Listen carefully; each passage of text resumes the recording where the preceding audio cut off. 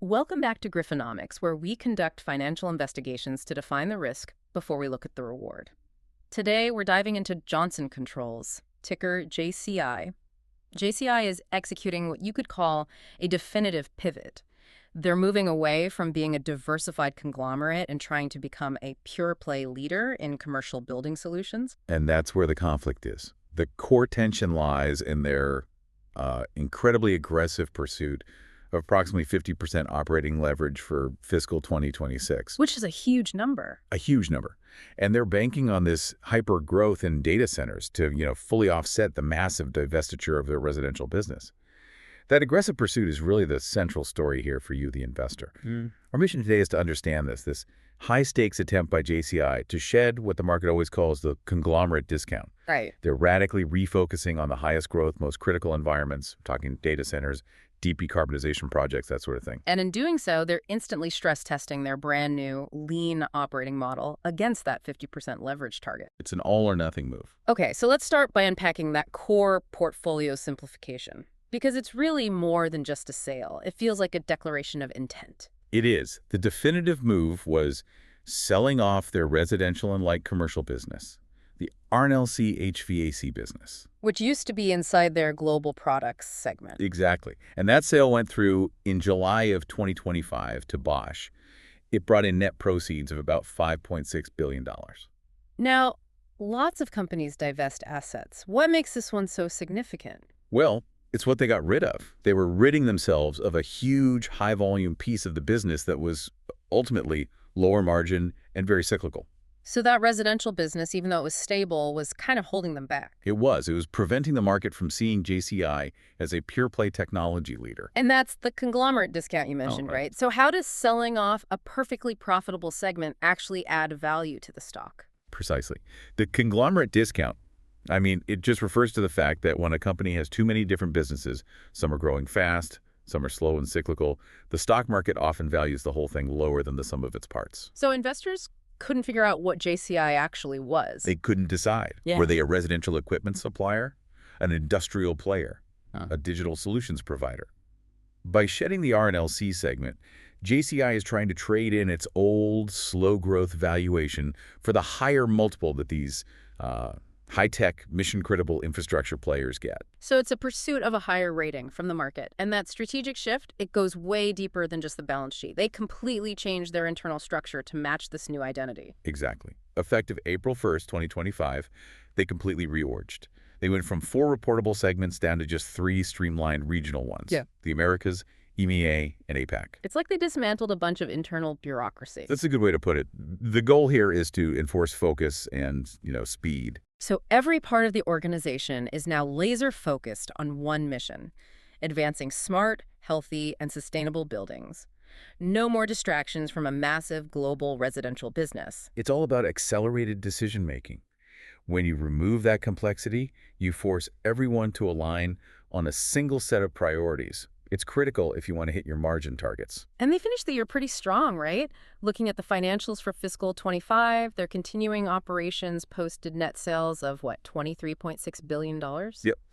But the real confidence booster for the market was that record-adjusted EPS, hitting $3.76. That's a big number. It is. It's a 17% increase year over year.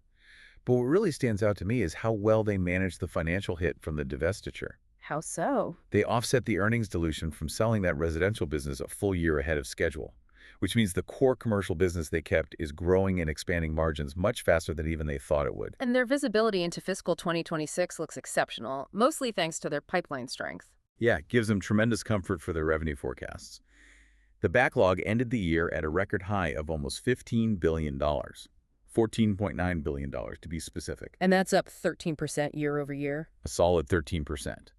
And for listeners, they also report remaining performance obligations. That's the total value of signed contracts, not yet booked as revenue. And that stands at $22.7 billion. So what does that actually mean for the next couple of years? It means they have revenue locked in.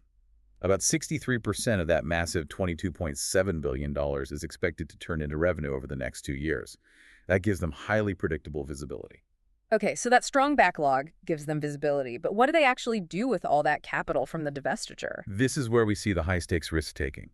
They initiated a huge increase in stock repurchases. I mean, they spent nearly $6 billion, $5.9991 billion to be exact, in fiscal 2025 alone. $6 billion. To put that in perspective, that's nearly 5 times what they repurchased the year before. It is? Isn't that incredibly aggressive? It signals that management thinks their stock is undervalued, sure, but does it hamstring them if the market takes a dip? That is the critical question you have to ask yourself. Deploying $6 billion suggests management is absolutely certain that their data center pipeline is robust enough to overcome any cyclical downturns. They're betting that retiring shares now is the best use of capital because the stock is just dramatically mispriced. And if they're wrong, they lose valuable dry powder they might need later. It's a very, very loud statement of confidence. And the ability to justify that massive buyback. Yeah. It isn't just based on the market. It's really underpinned by this new proprietary business system they've put in place. Right. The one championed by their CEO, Joachim Weidmannis. They call it SAS. Simplify, accelerate, and scale. That sounds a little bit like standard corporate jargon, though. What does SAS actually mean for their operations on the ground? Well, it's meant to be a systematic cultural shift, not just a one-off program. Simplify is all about the 80-20 principle. Focus 80% of your resources on the 20% of products that deliver the most value. Okay. Accelerate uses lean methodologies, getting rid of waste, speeding up processes. And scale is all about leveraging digital and AI tools across their entire global footprint. And I saw they're really embedding this deep in the culture. Hundreds of employees are engaged. Dozens of these improvement events have happened. Yeah, over 700 colleagues are actively engaged, and they've conducted over 50 kaizens so far. A Kaizen being? It's a Japanese term for continuous improvement. But in a corporate setting, think of it as a rapid-fire workshop where a team just rips apart a process, say how long it takes to give a customer a quote, and they spend a few days building and implementing a better solution on the spot. And we're already seeing early measurable proof that this actually works, especially when it comes to speed and customer interaction. Absolutely.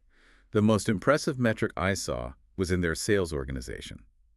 By streamlining operations in one local market, their HVAC sellers increased the time they spent engaging directly with customers by over 60%. 60%? Just think about that. If your salesperson can suddenly spend 60% more time actually selling, you dramatically increase your productivity. And that speed translates directly to their key growth area. I'm thinking of the chillers for data centers. They improved on-time delivery for their key North American units to over 95%. 95%. Plus, they're on track to cut lead times on those complex chillers in half. Which has to be a competitive advantage. That kind of performance is what creates a market moat. When you're dealing with a hyperscale data center developer, a few weeks of delay can cost millions. Achieving that level of delivery is how you win market share in the most demanding vertical there is. Okay, let's unpack this because all of this operational muscle is really geared towards one massive opportunity. Here's where it gets really interesting. Data centers. We all know it's a growth market, but JCI's story is specifically about the demands of AI infrastructure. It's a whole new chapter in cooling complexity. The physics of it are pushing things to the limit. These newer chips, the ones powering generative AI, they require dramatically more power. Yeah. And more power means Massive amounts of heat. exactly. Traditional air conditioning, where you just blast cold air into a room, it's not enough anymore.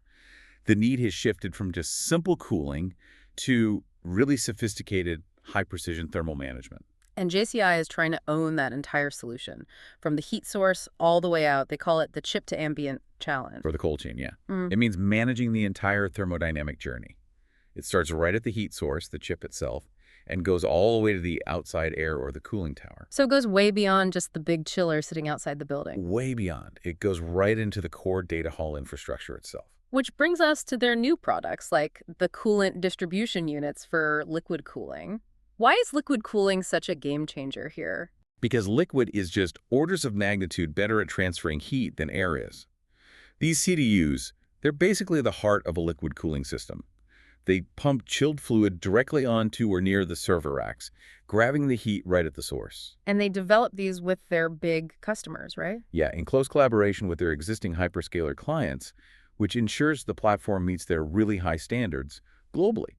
And they're not just serving today's needs. They're trying to anticipate the next generation of heat challenges, which is where their strategic investments come into play. Exactly. They invested in a company called Accelsius, which has a two-phase cold plate technology platform. And this is designed for what? It's designed to anticipate the cooling solutions we'll need in 4 to 5 years for future chip launches from companies like NVIDIA. Two-phase cooling is far more efficient. It can offer like 35% OpEx savings over older systems. It builds a technological moat. And that deep tech focus, it complements their broader growth strategy. Absolutely. Beyond data centers, JCI is heavily focused on macro trends like decarbonization, sustainable buildings, and energy efficiency. They're leveraging global regulatory tailwinds. Like the Inflation Reduction Act here in the U.S. Or the EU Energy Efficiency Directive. They're also prioritizing other high-value verticals like hospitals, universities, and advanced manufacturing, think semiconductor plants, which all require incredibly precise climate control. Which brings us all the way back to the ultimate financial test for this new pure-play JCI structure in fiscal 2026. The company's guiding for approximately 50% operating leverage. This is the number. This figure defines success or failure for the entire pivot. And to put that in context, what does 50% operating leverage really mean? It means that for every single dollar of new revenue, 50 cents, half of it, is expected to drop straight to the operating profit line. And their long-term goal is? 30% or better. So guiding for 50% means they expect their revenues to grow, but they expect their costs, especially those legacy stranded costs from the divested business, to shrink at an even faster rate. It's an incredibly aggressive target. It relies on maximum speed. And that high-stakes bet on their own internal efficiency is being placed against some major external headwinds. If we connect this to the bigger picture, hitting that 50% target is far from a sure thing. So what's the first bucket of risk? Well, the usual suspects: macroeconomic volatility, global supply chain disruptions, and the uncertainty from geopolitical tensions. They cite the ongoing conflicts in Russia and Ukraine and between Israel and Hamas. JCI is a global manufacturer.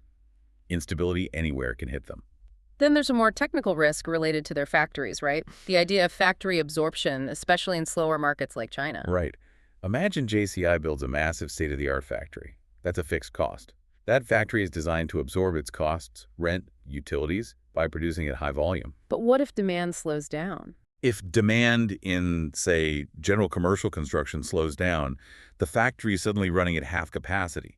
The fixed costs don't go away, so those costs are spread over fewer units, and that just crushes your margins. It's a major risk point, especially in their APAC region. And finally, we have to talk about the significant legacy liability that's casting a shadow over everything.